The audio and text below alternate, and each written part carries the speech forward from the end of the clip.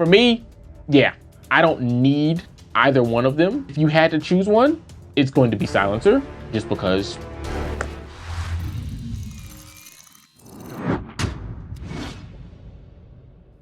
What's up, YouTube? How y'all doing? We're about to see what's going on, man. We got these two plugins. Silencer has been out for quite a while now, and DeBleed just came across my timeline from a company I've never heard of, the Home Recordings, which I never heard of Black Saw Audio until Silencer, so that doesn't matter. We know there's tons and tons of plugin companies out here. So we're gonna be seeing exactly what's up with these two products, and right off the bat, we already know this new plugin looks like a clone. This is gonna be my initial reactions because I haven't honestly used either one of these. Before we listen to some auditory examples, let's just check out the websites for a second. So here's Silencer. We're all familiar with Silencer. They are always on sale. Right now they got $10 off on Silencer, limited time only. So if you're interested in that, go ahead and check them out. But we can see marketing wise, they start you with where cymbals go to die. So the whole premise around Silencer was to try to give us a tool that was better at cymbal bleed, because we know with toms and snares, recording drums, sometimes cymbal bleed can be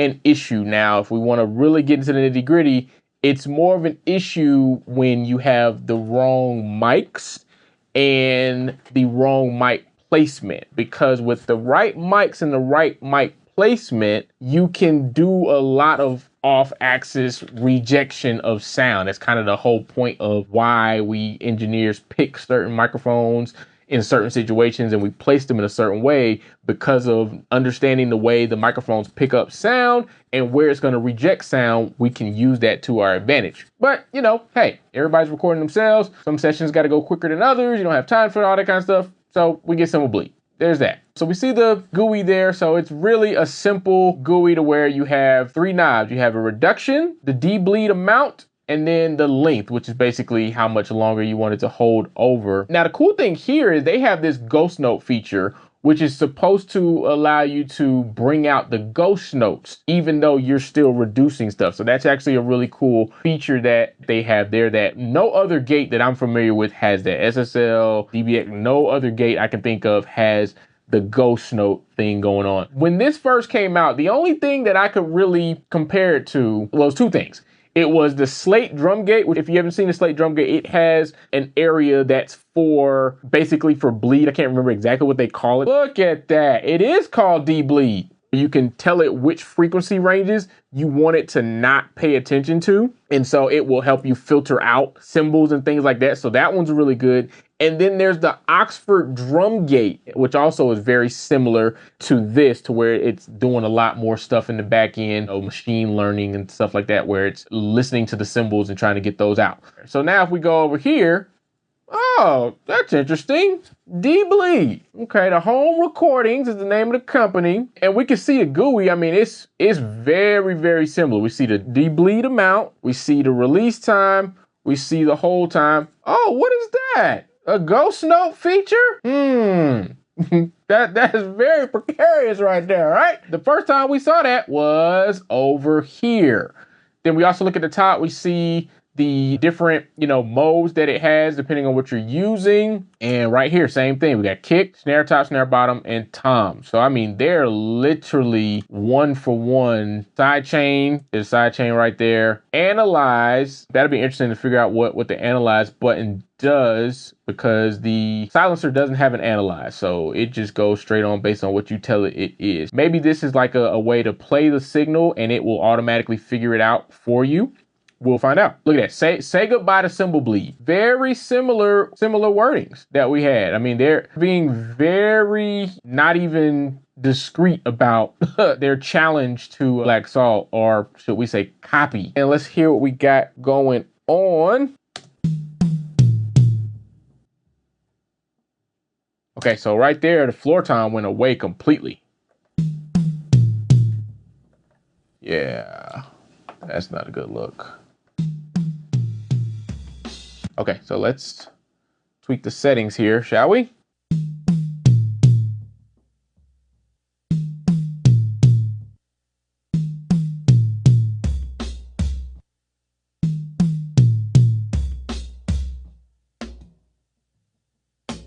Okay, so right there we see the signal to noise ratio with the snare to the floor tom, and you can even see it here.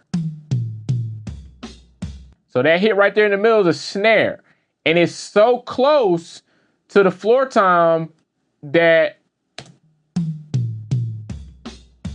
and matter of fact, inside of Silencer, it's picking it up even more than it looks here. Here's some engineering trickery that we can do, if you will. We would go in and utilize our clip gain to bring that down, because that's gonna help out with the analysis. Bringing that snare hit down to where there's enough difference.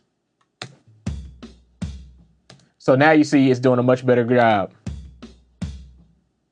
Now, I will say though, with a tool like this, part of the reason we would even want to use it is so I wouldn't have to do that, right? If these tools are supposed to help speed up our workflow, that didn't do enough. Let me word this properly. If it's supposed to be able to tell the difference between different drums, then it should know that that hit was a snare. It doesn't sound like a tom. It definitely sounds like a snare. And so even if it was in the same threshold range, to me, I would want the plugin to automatically say, okay, that's a snare hit. That's not a tom hit. And so it's not even going to play it, even though it might be within the same threshold. So I think, if Black Salt or anybody's listening, that would be kind of something to work on for the next update. Because if it wasn't able to decipher the difference between a tom and a snare, what's the point of even having a selection? You just make this a regular gate where you got threshold and then how much reduction it's doing, the amount of bleed, and the length. Like if that's what we're going to be dealing with, that right there would made absolutely no sense that I had to go and turn the snare down just to help this algorithm out. That's my little rant there. All right, so now that we got that,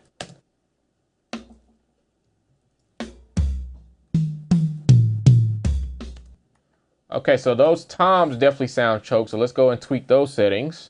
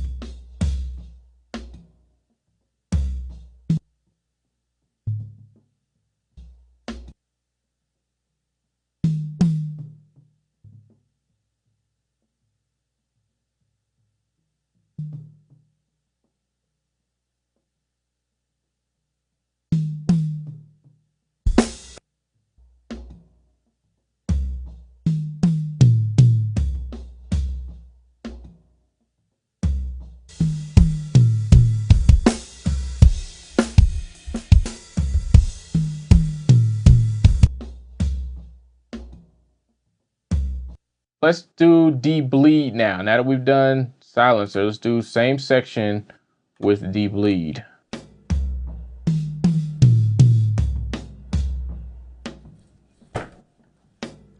So perhaps the analyze is only for trying to find the threshold and the DeBleed. And I know somebody gonna say, you gotta read the manuals, it's not for that. So let's go to Tom 2.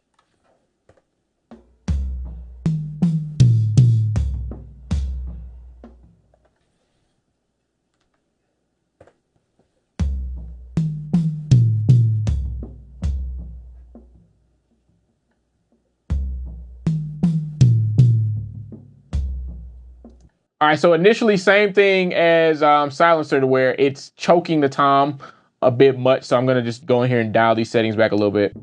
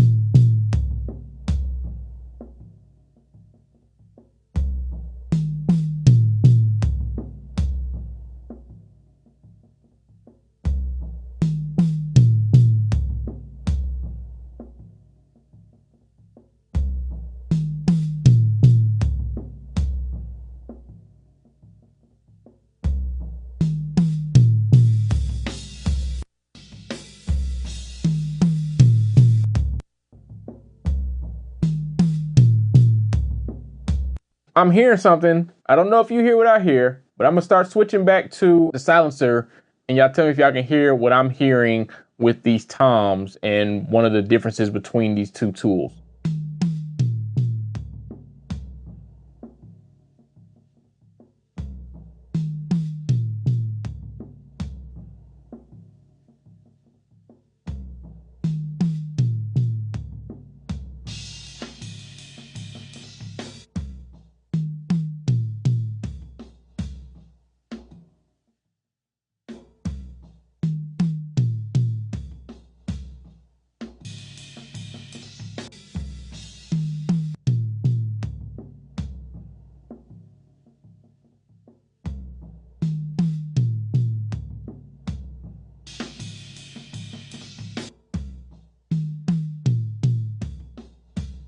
All right, so what I'm hearing, DeBleed seems to be muffling the attack, especially on the 10-inch tom here, so tom 1 in this case.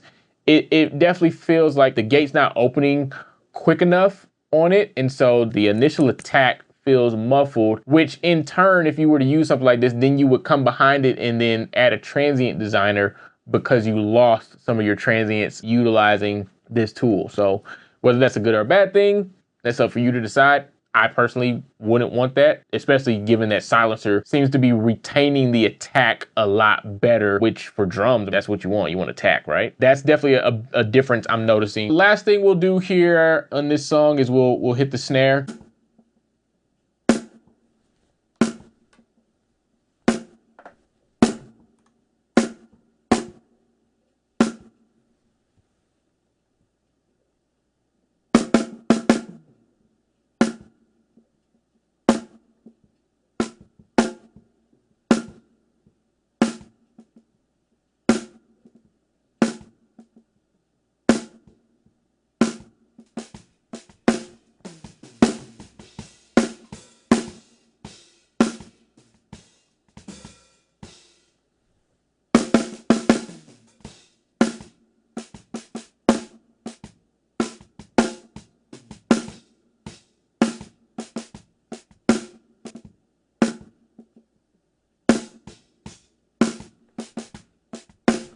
Okay, I don't know if anybody else has said this, but utilizing the ghost feature on this snare bottom is bringing the kick drum back in. Yeah. What? I don't know. Let's keep working.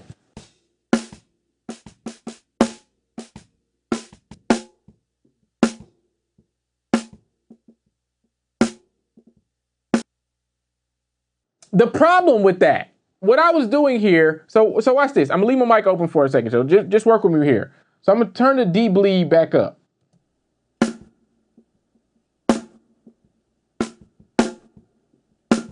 So that's the bottom snare. It sounds really choked, right? We're not hearing the sizzle of the bottom snare. So in order to get that back, I'm pulling the DeBleed down. Watch this.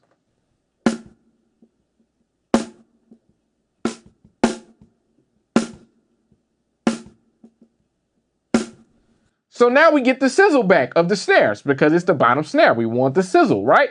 Cool. But now I know that there's this like there's some ghost notes happening. So let me hit the ghost feature, turn it on. All right.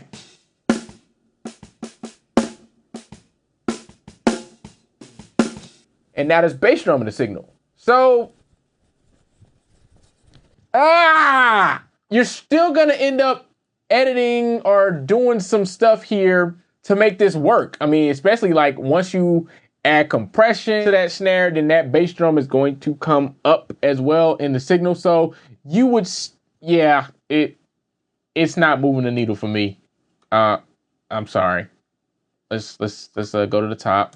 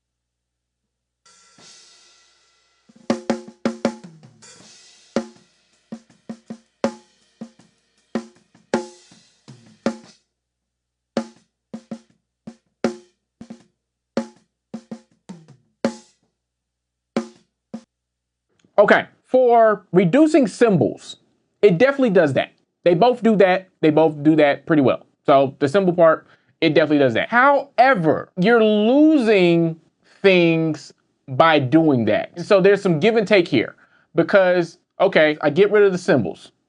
Great. But then I lose my ghost notes and some of the, especially on the bottom snare, I lose the sizzle. So I need to bring that DeBleed down. That in turn brings up the bass drum back into the signal. So I'm not hearing the cymbals coming back. So it's doing a good job of keeping the cymbals out, but the bass drum stays. So I would still probably end up using a gate or strip silence to edit that out, which doesn't really take out any additional work as far as editing is concerned. Like, I'm still going to end up having to edit tracks to make them do what I want them to do. Because again, if I put compression on that snare, yeah, the bass drum's a little bit lower than it was before, maybe in the bleed, but it's still there and it's going to come up when you add compression. That's just a part of what compression does. I'm probably still not going to have either one of these. I'm perfectly fine with, here's my Lindell 80 that I had on the snare in the mix.